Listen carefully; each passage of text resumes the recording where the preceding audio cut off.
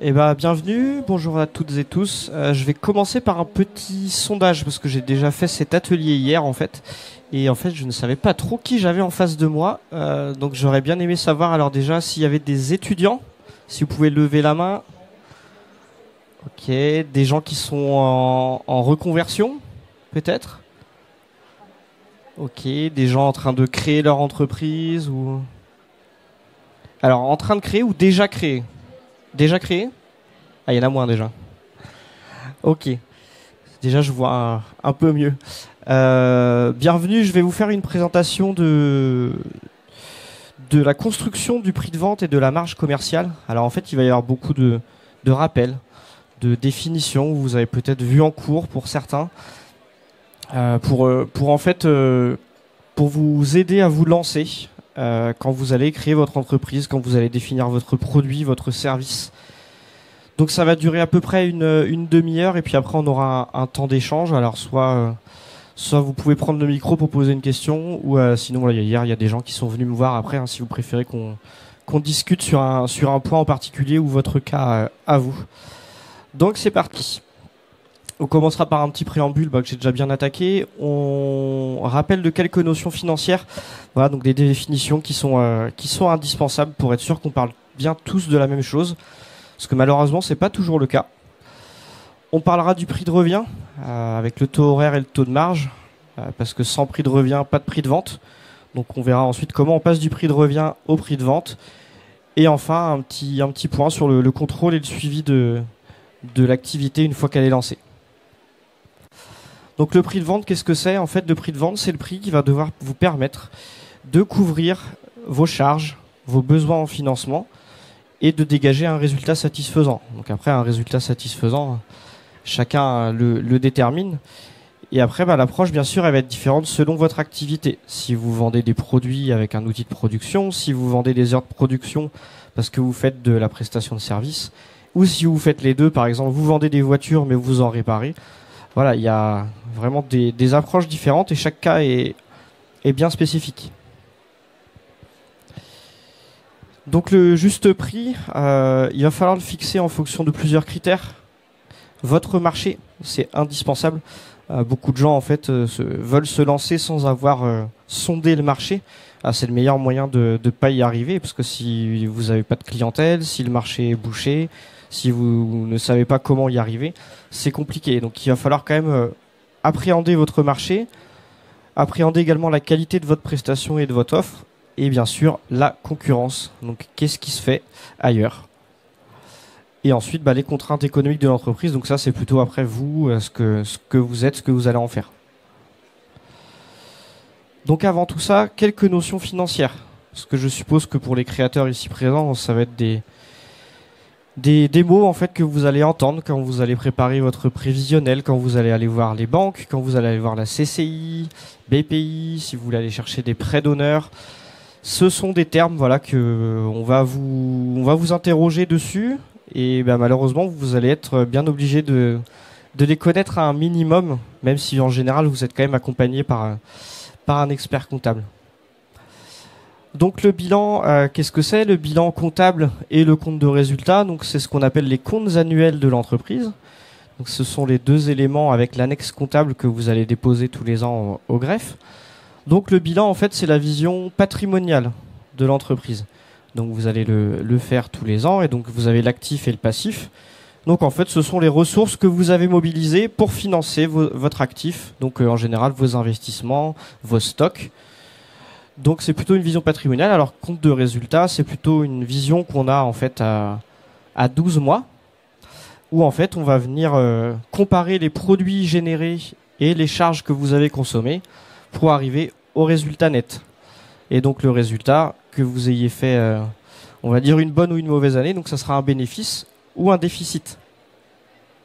Donc le compte de résultat, lui, va avoir une présentation vraiment résultat d'exploitation, résultat financier, donc où vous allez avoir les opérations financières, résultat exceptionnel, l'impôt, et vous allez arriver au résultat net. Le SIG arrive également au résultat net, mais c'est une présentation un peu plus business, ou en tout cas parfois plus demandée, parce qu'il va présenter des valeurs comme la valeur ajoutée ou l'EBE, donc l'excédent brut d'exploitation, qui est souvent demandé. Pour la marge, j'y reviendrai plus tard, parce que c'est un point spécifique. Et vous verrez qu'en fait, quand on parle de marge, on dit beaucoup de choses et en plus on ne dit pas toujours tous la même chose. Donc on fera un focus particulier plus tard sur ce point. Charges variables et charges fixes. Donc les charges variables, ce sont les charges qui vont varier en fonction du volume de votre activité. Si vous faites un niveau de chiffre d'affaires en hausse ou en baisse, votre coût de transport va varier également. Vos coûts de stockage vont varier. Si vous payez des commissions à des commerciaux, s'ils font moins de chiffres, vous allez en payer moins. Donc c'est vraiment des charges qui vont varier en même temps que votre activité. Contrairement aux charges fixes, sur lesquelles vous n'avez pas forcément la main, par exemple le loyer, que vous fassiez 10 millions ou 20 millions d'euros de chiffre d'affaires, votre loyer, il ne va pas bouger. Voilà pour la distinction entre les deux. Charge de personnel salarié versus TNS. Donc, TNS, travailleurs non salariés, c'est un très vaste sujet. Si vous avez assisté à la conférence qui m'a précédé, vous avez eu des infos sur ce sujet-là. En fait, ça va avec le choix de la structure juridique entre les entreprises individuelles, les EURL, les SARL, la SAS. Donc là, c'est plutôt le statut du dirigeant sur, en fait, est-ce que vous allez être du régime salarié ou non salarié. Ça mérite une conférence à lui tout seul, en fait, ce sujet. Donc je ne m'arrête pas là-dessus. Après, si vous avez quelques petites questions, on pourra en reparler, mais c'est pas l'objet de cette présentation. Le seuil de rentabilité, qu'est-ce que c'est? C'est le seuil. En général, on parle soit en niveau de chiffre d'affaires, soit en niveau de marge, voire en jours. C'est le moment à partir duquel l'entreprise va commencer à dégager des bénéfices. Donc c'est très important de le déterminer, puisque ça peut être de se dire, voilà, si j'arrive à faire 200 000 euros de chiffre d'affaires, je suis bon, au-delà c'est du bonus, entre guillemets, je suis rentable au-delà, ou au bout de 300 jours de production, ça y est, je suis rentable. Alors que si vous voyez qu'en faisant vos calculs, il vous faut 400 jours pour être rentable, c'est qu'il y a un problème quelque part. Donc c'est une notion qui est assez importante aussi, parce que ça veut dire que quand vous aurez réussi à déterminer là où est votre seuil de rentabilité, c'est que vous aurez quand même déjà bien avancé. Quelques notions de trésorerie. Voilà, la trésorerie nette, voilà, on va dire que c'est la trésorerie que vous avez disponible. Alors moins vos découverts ou vos dettes financières à court terme. Mais voilà, trésorerie nette très importante à gérer également avec votre BFR, donc le besoin en fonds de roulement. Donc qui là va être la notion de jouer avec l'encaissement de vos créances clients, le paiement de vos dettes fournisseurs. Voilà, par exemple, dans la grande distribution, ils n'ont pas trop de problèmes de BFR puisqu'ils ont des clients qui les payent tout de suite, alors qu'ils vont payer leurs fournisseurs à 30-45 jours. Alors qu'il y a des activités où ça va être plus compliqué, on va avoir du mal à se faire payer de nos clients, alors qu'on a des fournisseurs qui nous pressent pour payer rapidement. Et donc ça, même si ce n'est qu'une question de jours, c'est quand même des jours de trésorerie. Donc très très important, la gestion de votre trésorerie. Quand vous êtes au début de votre activité, le résultat c'est important. Mais ce qui est quand même encore plus important, c'est ce qu'il y a sur votre compte en banque. Donc il ne faut pas se retrouver dans le rouge. La capacité d'autofinancement, c'est ce que la capacité de la société a, avec son activité, à dégager du cash, en fait, afin d'assurer son financement. Donc en général, en premier lieu, rembourser ses dettes, donc sa dette bancaire, ses dettes aux fournisseurs, etc., les dettes sociales, payer les salariés, éventuellement des dividendes, et voilà. Et le reliquat va permettre, pourquoi pas, de payer davantage, de verser davantage de dividendes, ou d'avoir une politique de réinvestissement. Donc ce qu'on voit en dessous, les investissements, ça va être des dépenses engagées par l'entreprise qui vont lui permettre soit d'améliorer sa productivité, soit d'aller gagner des parts de marché, soit d'améliorer son outil de production, de remplacer des choses qui sont un peu obsolètes, voilà, renouveler l'existant. Ça m'amène à la notion d'en dessous. Alors les charges calculées, c'est un peu particulier, c'est notamment cette notion, mais elle est importante parce qu'on a souvent la question de quelle est la différence entre le résultat et la trésorerie. Parce qu'effectivement, il y a des sociétés qui font des très bons résultats et qui n'ont pas de trésorerie et vice-versa. Alors notamment les charges calculées, quand vous faites un investissement et que vous achetez un matériel à 100 000 euros, admettons en mars, vous allez dépenser 100 000 euros. Donc il y a moins 100 000 euros de trésorerie puisque vous avez acheté le bien. Comptablement, ce bien-là, il ne va pas en charge. C'est une immobilisation. Donc vous allez le mettre à l'actif de votre bilan et vous allez l'amortir sur, admettons, 10 ans. Donc 10 000 euros tous les ans comptablement qui vont passer en charge. Donc là, c'est en mars. Voilà, donc il y aura deux tiers, admettons, si c'est début avril, 2/3 de la charge sur l'année. Donc en fait, sur votre résultat, tous les ans, il y aura moins 10 000, alors qu'en fait, en cash, vous avez déjà bien déboursé les 100 000, même si en général, vous avez 100 000 de rentrée parce que l'investissement, vous l'avez financé par un emprunt bancaire. Et donc voilà, il faut bien essayer d'avoir ce distinguo entre trésorerie et résultat. C'est pas la même chose. Donc bien porter attention là-dessus. Pareil sur les impacts de la TVA, donc je vais pas m'appesantir non plus sur ce sujet-là, mais même si la TVA n'a pas d'impact sur le résultat, ce n'est que voilà, vous faites que collecter et déduire la TVA pour le compte de l'État, puisque c'est le client final, donc vous, en tant que particulier qui payez la TVA. Mais selon les régimes de TVA, vous allez la déduire ou la collecter à un moment ou à un autre entre l'encaissement ou la livraison. Donc pareil, il peut y avoir des impacts de trésorerie. Donc bien importante. Voilà, il y a ces notions comptables qui sont indispensables, ou en tout cas qu'il faut maîtriser au moins le minimum pour pas être perdu quand vous en parlez. Mais le nerf de la guerre, voilà, c'est vraiment aussi cette trésorerie, cette CAF et le seuil de rentabilité par exemple. Donc maintenant, savoir déterminer son prix de revient, puisqu'en fait c'est en partant du prix de revient qu'on arrivera au prix de vente. Donc pourquoi le calculer? Et donc c'est ça, c'est pour arriver au prix de vente, puisqu'une fois que j'ai déterminé mon prix de revient, je vais à peu près analyser la marge que je souhaite faire ou dont j'ai besoin pour déterminer mon prix de vente.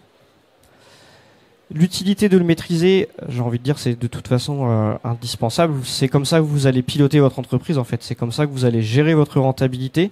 C'est comme ça que vous allez éviter le risque de vente à perte. On en parlera un petit peu tout à l'heure. De faire des ventes avec des marges trop faibles, donc qui peut aussi être problématique pour la survie de l'entité, ou à contrario, si vous vous plantez et que vous mettez un prix de vente trop élevé et que vous n'arrivez pas à vendre, c'est également problématique. Si vous allez chercher une marge à 50% alors que toutes les autres du secteur font 20%, il va y avoir un problème même si votre prix de vente, vous pensez que c'est bon. Voilà, un petit schéma en fait qui résume le cheminement. Donc on part en fait du coût d'achat. Donc on définira un peu après tout ce que c'est, mais on a le coût d'achat, on a ensuite le coût d'approvisionnement qui donne le coût total d'achat. On a ensuite éventuellement des coûts de production, donc qui nous amènent au coût total de production. Il y a ensuite des coûts commerciaux, des coûts de distribution. On a ensuite des coûts administratifs. Donc ceux-là parfois sont plus durs à isoler pour savoir qu'est-ce qui concerne vraiment la production de notre bien ou de notre service. Ça donne notre prix de revient, et donc si on y ajoute la marge souhaitée, on arrive au prix de vente. Voilà, je laisse un petit peu la slide s'il y en a qui veulent en prendre connaissance.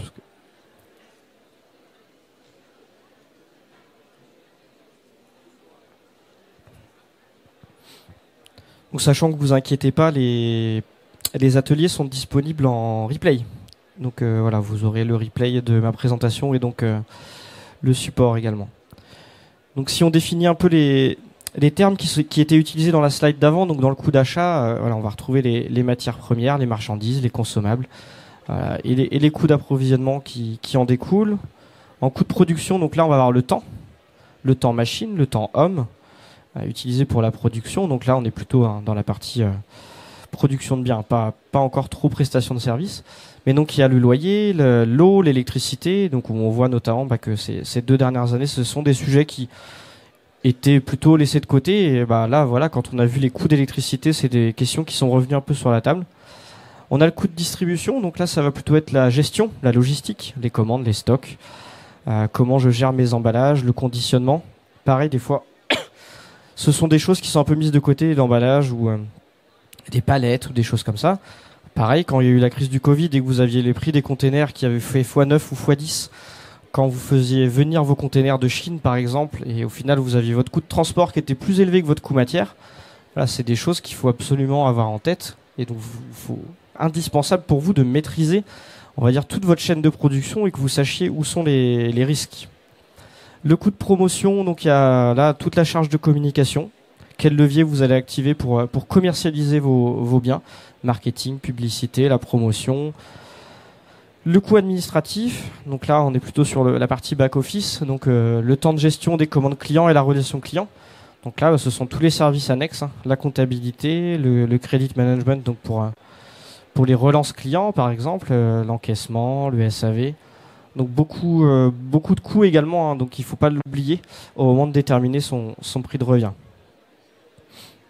Donc également, même si c'était un peu focus production de biens, c'est exactement la même démarche si vous faites de la prestation de service. Alors effectivement, vous n'allez pas avoir d'achat de matière, vous n'allez pas avoir d'usine, mais vous aurez quand même des frais d'électricité, vous allez avoir d'autres coûts.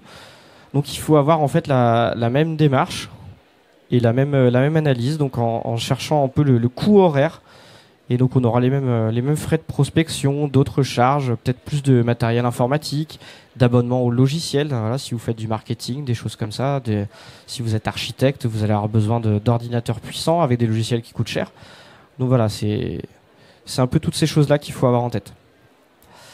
L'auto-horaire, donc celui-là, bien sûr, il concerne tout le monde. Et en fait, en le calculant, ça va vous permettre de déterminer votre prix de vente théorique, de déterminer votre marge de manœuvre commerciale, et de comprendre en fait votre structure de coût pour vous aider en fait après à voir la marge de manœuvre qui vous reste pour investir, pour prendre des décisions. Donc il faut absolument travailler à la maîtrise du taux horaire, faut le suivre, parce que si il augmente sans qu'on comprenne pourquoi, il faut essayer de le diminuer, il faut rester compétitif et donc rester rentable. Alors par rapport à ce qu'on le vend, parce que si on a un taux horaire à 80 € de l'heure alors qu'on facture nos clients en 70 € de l'heure, ça va pas passer. Et donc il faut aussi le comparer avec ce que fait la concurrence.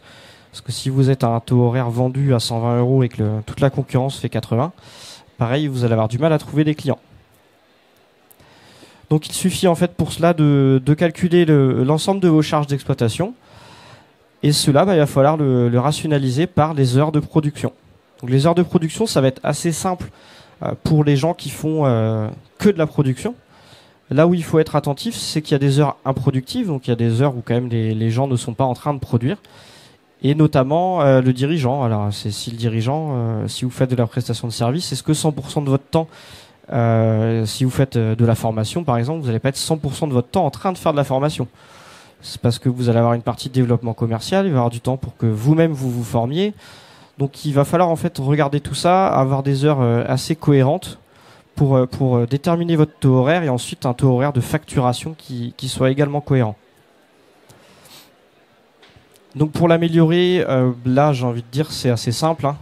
C'est que soit vous négociez vos prix d'achat, soit vous augmentez votre prix de vente. Et si vous avez une activité de production ou même de prestation de service, soit vous vous organisez autrement pour avoir soit plus d'heures, soit plus de temps ou des choses comme ça. Donc il faut absolument le suivre. Mensuellement, c'est l'idéal parce qu'au-delà, l'info va être moins pertinente et vous aurez moins de facilité à mettre en place des actions correctives. Donc c'est là qu'il faudra en fait mettre en place des tableaux de bord. Donc on y reviendra un peu plus tard. Le taux de marge. Alors, comme je le disais tout à l'heure, attention aux définitions et aux usages de chacun, puisqu'en fait, des gens vont vous parler de la marge commerciale, de la marge brute, de la marge industrielle, et notamment quand vous êtes en cours, on va vous parler du taux de marque. Alors le taux de marque, on le voit en cours, on n'en entend plus jamais parler ensuite, alors que c'est ce qu'on utilise quand on utilise en tant que professionnel le taux de marge, c'est le taux de marque. Donc voilà, faut bien faire attention que vous parliez de la même chose quand vous parlez de la marge. Mais globalement, ça va être comparer les achats sur les ventes pour obtenir un taux. Mais faites attention, parce que des fois, il y a des gens qui viennent nous voir et qui nous disent moi, mon taux de marge, c'est tant, ou j'ai préparé ça, et puis en fait, ils vont comparer du hors-taxe avec du TTC. Donc là, ça veut pas du tout dire la même chose.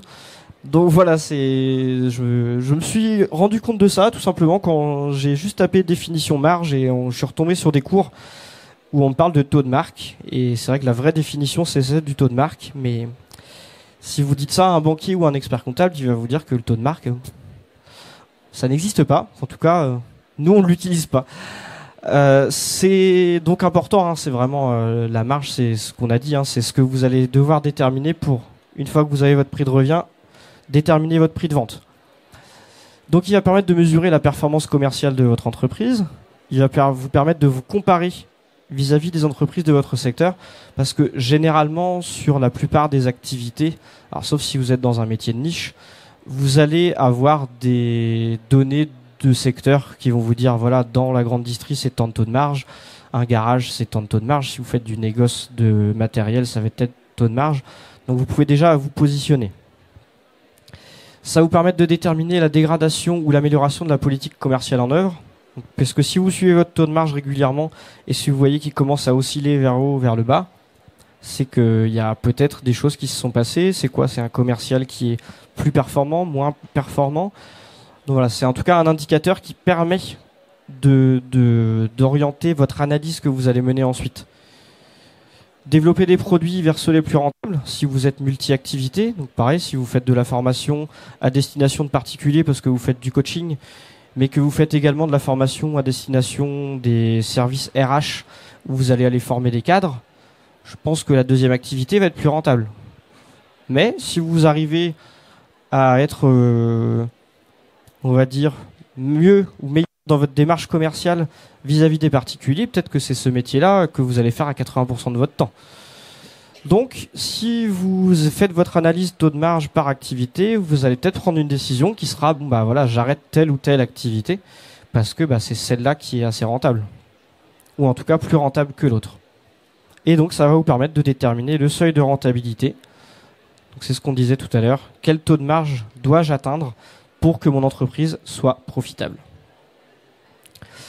Un petit exemple, c'est un exemple voilà, que j'ai neutralisé un peu. Que j'ai fait de façon neutre, mais vous voyez, c'est le genre de tableau que nous, on peut présenter, expert comptable, à des clients. Parce qu'il faut en fait expliquer les chiffres. Donc là, par exemple, on a un chiffre d'affaires de 10 millions, on a des matières premières de 4,5 millions, et après, ce client-là, nous, il aime bien avoir l'analyse avec les coûts de transport, l'achat d'emballage également, parce que c'est souvent un poste qu'il ne maîtrise pas, et on essaie de comprendre pourquoi, variation de stock. Donc vous voyez déjà que rien que sur la première ligne, on a une marge de production. Donc on fait plus de chiffres, on fait plus de marge en volume, puisqu'on fait plus de 120 000 euros. Mais par contre, on a un taux de marge qui est moindre. Parce que l'année dernière, il était de 52, 56, et là on n'est plus qu'à 49, 50. Donc il va falloir essayer de comprendre pourquoi. Pourquoi mon taux de marge est moindre, et donc c'est ça qu'il faut aller analyser. Donc déjà, il y a plusieurs explications. C'est qu'on voit que le tonnage, on fait plus 11% de chiffre d'affaires, pourtant j'ai vendu 7% de tonnes en moins. Donc là, bah pareil, pourquoi? Eh bien parce que en fait, mon chiffre d'affaires à la tonne est élevé. Donc typiquement, dans l'exemple qu'on voit ici, c'est des coûts matières qui avaient explosé en raison de l'invasion, en tout cas du conflit russo-ukrainien, avec des coûts matières qui avaient explosé. Mais, donc coûts matières qui explosent, certes, mais on l'a répercuté sur nos prix de vente. Et on l'a répercuté assez fortement. Et eux, vu que c'était un exercice au 30 juin, les matières ont baissé ensuite assez rapidement, après le conflit, sauf que les prix de vente sont restés élevés. Donc ils ont mis plus de temps à les répercuter sur leurs clients que ce qu'eux ont réussi à négocier avec leurs fournisseurs. Donc en fait, on se retrouve avec un chiffre d'affaires à la tonne, où on était à 392 € la tonne, on a réussi à passer à 463. Et une marge euro-tonne qui est également en hausse. Donc voilà, c'est le genre de choses qu'il faut essayer d'analyser. Eux, leur indicateur, c'est leur tonnage. Donc ils se disent, bah voilà, c'est un peu embêtant, moins 7%, bah j'ai pas moins d'effectifs, j'ai des dépenses d'électricité qui font x3, je produis moins, ah ouais, mais au final, en marge de production, bah, je dégage plus d'argent. Alors mon taux de marge est un peu moindre, mais ça reste une année intéressante.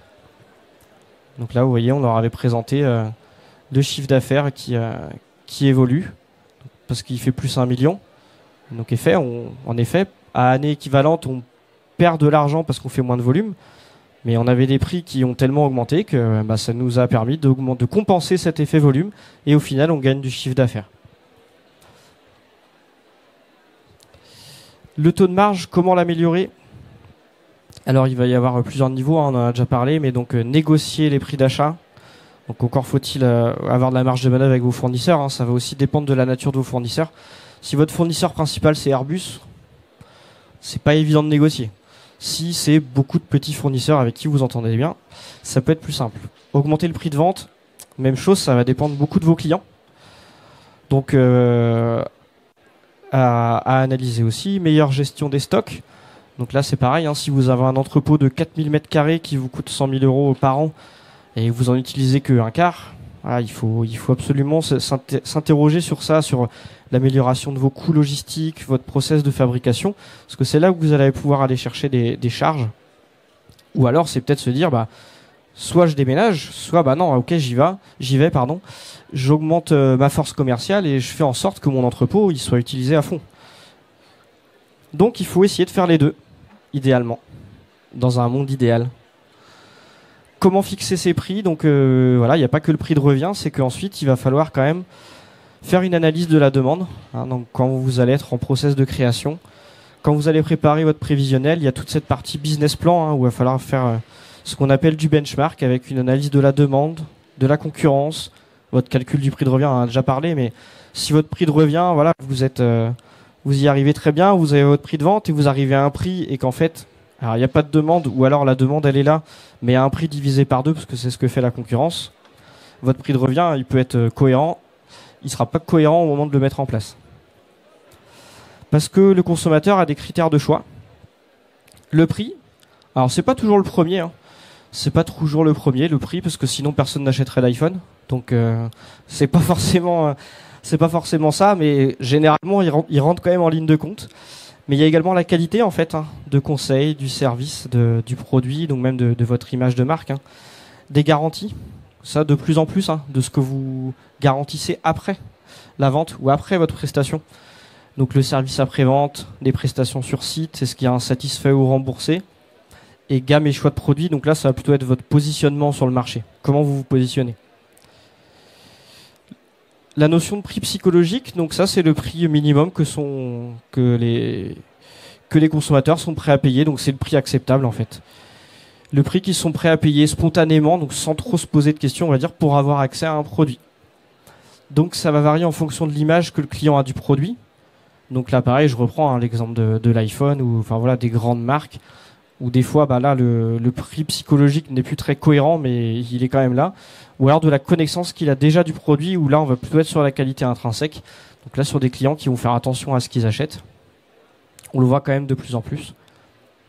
Donc si le prix est inférieur au prix psychologique, le signal envoyé en termes de qualité est négatif, ce que vous allez plutôt être vu comme on va dire une qualité discount par exemple. Ça peut être votre cœur de marché, hein, ça il n'y a pas de problème, c'est juste que la première image sera celle-ci, alors que si vous êtes plus élevé, alors est-ce que vous êtes un premium? Donc voilà, toujours bien faire attention à cette notion de marché et de perception client et concurrence. Donc ce que je disais, attention au prix bas, puisqu'il faut pas que ça vous nuise. Alors si ça peut être une bonne idée au début de casser le marché ou d'arriver avec un prix bas, ça peut aussi, si c'était pas votre objectif, brouiller votre image de marque. Si c'est votre seul argument de négociation, après vous allez avoir du mal à augmenter votre prix. Et bon, voilà, il faut quand même se valoriser, il faut se positionner.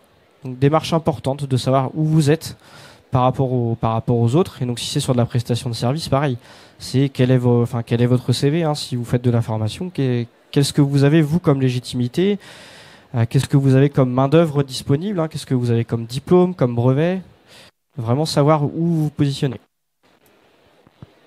Un petit point sur la vente à perte, hein, donc juste pour rappeler que c'est interdit. Donc sauf exception, il ne faut pas vendre à perte, hein. On en a entendu un peu parler à la rentrée là quand notre gouvernement a voulu autoriser les distributeurs en fait de carburant à vendre à perte. Donc vous avez vu la levée de boucliers et donc notamment même des économistes, hein, qui expliquaient que c'était une aberration. Donc voilà, ne pas vendre à perte. Et donc ça passe par bien déterminer son coût de revient.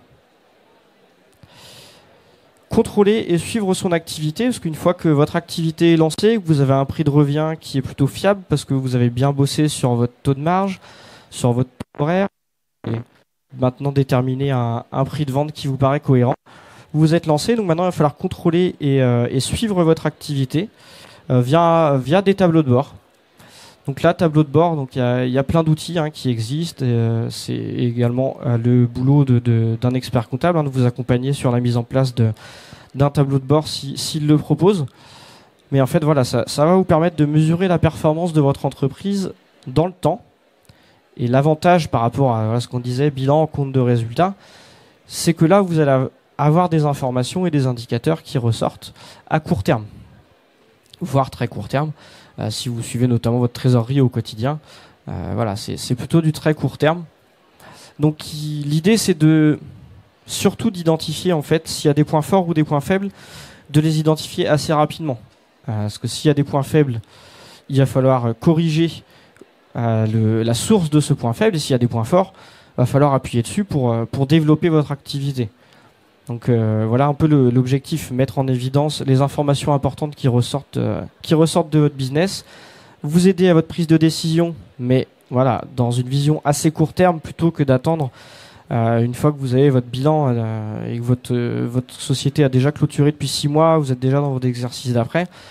L'idée, c'est quand même de prendre des décisions quasi en temps réel, notamment s'il y a des difficultés malheureusement, mais au moins si vous pouvez les identifier assez rapidement, ça peut vous éviter des déconvenus. Le choix des indicateurs, alors là, typiquement, ça va dépendre de votre activité. Hier, après l'intervention, il y a notamment une étudiante en pâtisserie qui est venue me voir et qui m'a dit ah oui, d'accord, mais moi alors comment j'améliore ma marge quand je serai pâtissière, et qu'est-ce que je choisis comme indicateur? Alors déjà, moi je suis pas pâtissier, mais on en a parlé un petit peu, et donc oui, elle, clairement, il faut qu'elle sache quel est son panier moyen. Est-ce que son métier c'est de vendre 2 baguettes, ou est-ce que c'est de vendre des Paris-Brest et plutôt de faire de la pâtisserie haut de gamme? Donc il faut qu'elle sache déjà comment elle se positionne. Donc voilà, le taux de fréquentation, des choses comme ça. Donc il faut que chacun mène son analyse sur des indicateurs pertinents. Typiquement, la pâtisserie, je pense que c'est un indicateur que j'aurais pas préconisé il y a 2 ans. Mais là, les dépenses ou la consommation d'électricité, obligé de le suivre. Donc c'est des outils vraiment, on va dire, évolutifs, mais qu'il faut prendre en compte. Pareil, on a parlé un peu RSE. Parce qu'un autre de ces leviers, pour faire plus de marge en pâtisserie, il y a quand même la charge, c'est les charges de personnel. Sauf que c'est pas facile de recruter. Alors donc, est-ce qu'il vaut mieux essayer de pas trop payer ses salariés au risque de les perdre, ou au contraire mettre en place des démarches qui permettraient de fidéliser les collaborateurs pour avoir moins d'arrêts maladie, moins de départs, donc moins de frais de recrutement derrière. Donc voilà, c'est toutes ces approches-là qu'il faut avoir, notamment parce que maintenant, ce sont des choses qui vont être un peu dans l'air du temps, que ce soit côté collaborateur ou côté client. On va de plus en plus vous demander de toute façon d'où proviennent vos charges. Nous, ça y est, on y vient, expert comptable, quand on répond à un appel d'offres, on nous demande ce qu'on fait en démarche RSE pour nos collaborateurs, pour des choses comme ça. Donc si pareil, vous êtes pâtissier et que vous achetez une farine qui vient d'un pays un peu exotique, ou alors qui a besoin de passer par un cargo parce que vous la payez 10 centimes, mais à côté de ça, vous polluez comme pas possible. C'est pareil, ce sont des choses qu'il va falloir prendre en compte pour l'avenir. Donc voilà, ça c'est des exemples de choix des indicateurs, mais voilà, faut que ce soit évolutif, faut que ce soit pertinent pour vous. Alors bien sûr, le chiffre d'affaires, la marge, la trésorerie, voilà, il y a des indicateurs que vous allez forcément suivre parce que c'est indispensable, mais voilà, à adapter, même des choses comme auxquelles vous ne pensez pas forcément souvent. C'est votre taux de conversion, c'est combien de prospects j'ai rencontrés et combien j'en ai convertis. Si je rencontre 80 prospects et que j'en transforme que 10, c'est que alors déjà j'en ai peut-être vu trop et que mon argumentaire commercial n'est peut-être pas bon. Donc voilà, beaucoup de choses sur lesquelles il faut bosser et qui vont vous permettre en fait de mieux comprendre votre business et de mieux en fait découler votre démarche, et tout ça pour arriver en fait à votre marge et à votre prix de vente. Je vous remercie pour votre attention. Donc pour rappel, voilà, ça sera toutes les animations là que vous pouvez voir sur le salon, elles seront disponibles en replay après le salon. Et là, je vous remercie pour votre attention. Puis si vous avez des questions, alors soit au micro, soit si vous voulez venir me voir, je suis à votre disposition. Merci beaucoup. Des questions peut-être? Non, on est bon? Bon, parfait alors. Merci beaucoup. Merci à tous.